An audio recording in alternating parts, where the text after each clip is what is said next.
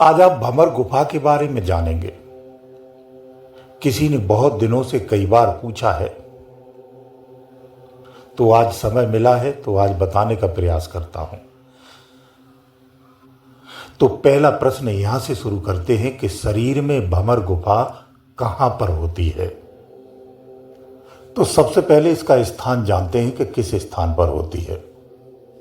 देखो, ऐसा है, जो आपका सिर है ना, तो सिर का जो मध्य भाग है, यानी कैसे, ये जो आपकी त्रिकुटी है ना, इस त्रिकुटी से थोड़ा सा ऊपर में, और आपका जो ब्रह्मरंध्र है ना, इस ब्रह्मरंध्र से थोड़ा सा नीचे में, इस मध्य में एक सूक्ष्म सा, अति सूक्ष्म मध्य केंद्र बिंदु है जो चेतना स्वरूप है। इसे चेतना स्थान भी कहा जाता है। कुछ संतों ने इसे चेतना स्थान से ही पुकारा है। इसे सूक्ष्म ब्रह्म की सुरंग भी कहते हैं, या फिर आत्मिक आरोहण की गहराई भी कहते हैं। लेकिन ध्यान रखना, ये स्थान आपके इस शरीर में, कौन से में, ये जो शरीर आपका दिख रहा ना, स्थूल शरीर इसको कहते हैं, इसमें नहीं है। नहीं तो आप इसमें समझे कि इस शरीर में है, इस शरीर में बिल्कुल नहीं है। इसे सूक्ष्म शरीर में अनुभव किया जाता है, स्थूल में नहीं है। जब साधक ध्यान में मग्न हो करके अपने मन को, प्राण को और चेतना को स्थिर करके शून्य के पार प्रवेश करता है, इसका वर्णन पूर्णतः संभव नहीं है। कुछ प्रारंभिक वर्णन है जो साधक बता सकता है, उसके बाद का वर्णन नहीं किया जा सकता है। जो साधक इस भंवर गुफा में पहुंचता है ना, उसे परम तत्व का अनुभव होता है। वहां न कोई श्वास है और ना ही किसी प्रकार की हवा की गति है, बाह्य की उपस्थिति जैसा महसूस होता है। वहां पे केवल 3 चीजों का अनुभव होता है। तो ज्योति, नाद और प्रकाश, यहां 3 चीजें मिलती हैं। जिन्हें ये मिल रहा है, उन साधकों को समझना चाहिए कि आपकी स्थिति भंवर गुफा पर है। गुरु नानक साहब ने कहा है कि शरीर के अंदर में एक भंवर गुफा है, जहां पर एकमात्र ब्रह्म ज्योति प्रकाशित होती है।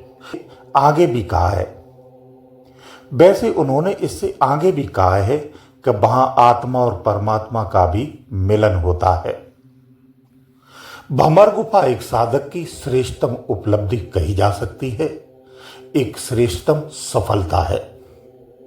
भंवर गुफा तक पहुंचते पहुंचते साधक बहुत सारी समस्याओं को सदा के लिए छोड़ चुका होता है, बहुत सारी रुकावटों को पार कर चुका होता है। अब दूसरे पॉइंट पर आते हैं कि इस भंवर गुफा की पहचान क्या है। मान लीजिए आप ध्यान साधना में अंदर में जा रहे हैं, तो हम कैसे पहचान कर सकें कि यह भंवर गुफा ही है। सरलतमता से समझिए। देखो, ऐसा है, देखो, जब आपका ध्यान खूब गहरा हो जाता है ना, तो साधक अपने मन की स्थिति को पार कर जाता है। उसी क्षण वो आज्ञा चक्र से, यानी इसी त्रिकुटी से, जिसे भ्रकुटी भी कहते हैं, इसमें प्रवेश कर जाता है।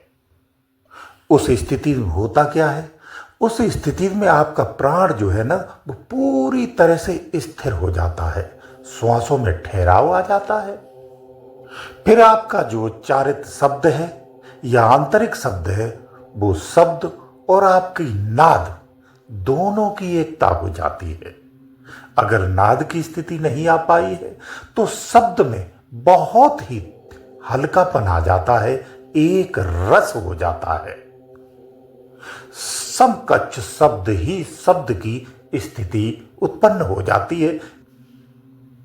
इसके बाद अचानक से क्या घटित होने लगता है, यह जानना बहुत महत्वपूर्ण है। अचानक से आपको गोल गोल सा घुमाव सा महसूस होता है, चक्रीय अवस्था सी महसूस होने लगती है।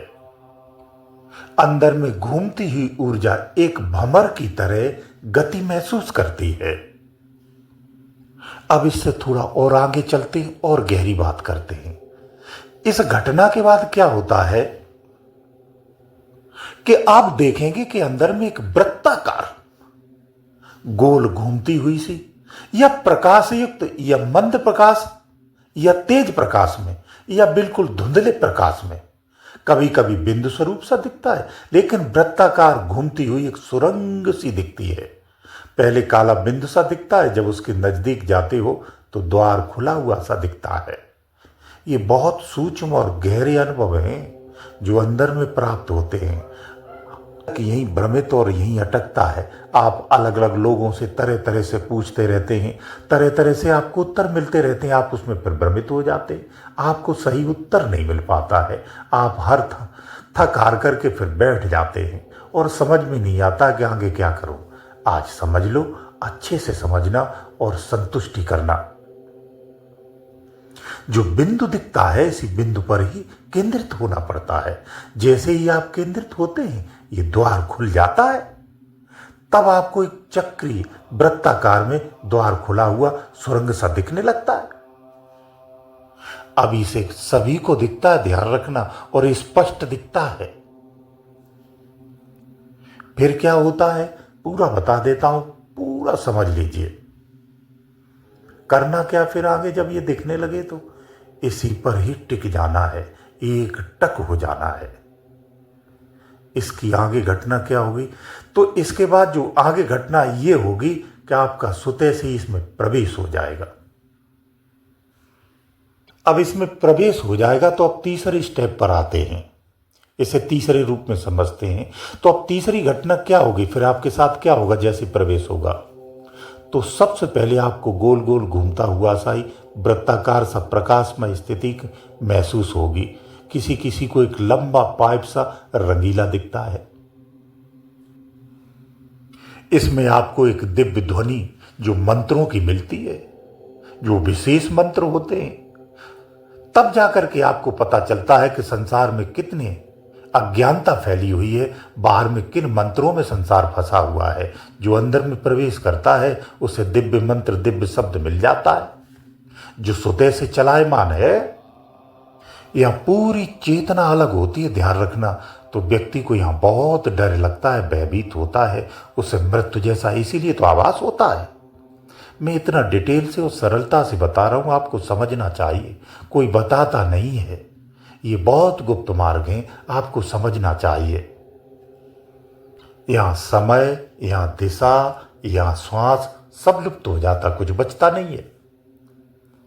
तो इसमें बहुत मुश्किल से हिम्मत वाला ही प्रवेश कर पाता है। अच्छे अच्छे भयभीत हो जाते, वापस भगाते हैं, और इतने ऐसे भगाते कि दोबारा फिर जाते ही नहीं है।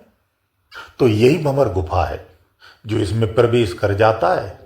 जब ये प्रवेश कर जाता है और पार पहुंचता है तो कई लोकांतरों के दर्शन करता है, भ्रमण करता है, यात्राएं करता है और बार बार करता है। तब वो जान पाता है कि इस दुनिया के अलावा भी असीम विशाल दुनिया है, कई लोक हैं। अभी आप संसार पर नहीं गए हैं, अभी आपका ब्रह्मरंध्र नहीं खुला है, नीचे के ही अनुभव बता रहे। ये सब नीचे की स्थिति है, इसे समझो। ये स्थिति, ये घटना जब होती है तो अचानक से घटित होता है, ये याद रखना। जो डरता है, जो भयभीत होता है, वो इसे कभी पार नहीं कर पाता है। भय की स्थिति से इसे पार किया ही नहीं जा सकता है। अगर उसकी भय की स्थिति बनी रहती है तो फिर उसे अपने गुरु का सानिध्य पकड़ना चाहिए, तभी संभव है, अन्यथा संभव नहीं है। लेकिन जिनकी पूर्ण से तैयारी होती, जो निडर होता है, वो पहली बार में ही और बहुत आसानी से पार कर जाता है। तो यही भंवर गुफा है, यही भंवर गुफा की पहचान है, यही भंवर गुफा के अनुभव हैं जो पूर्णतः यथार्थ हैं। गुरुदेव दयालु।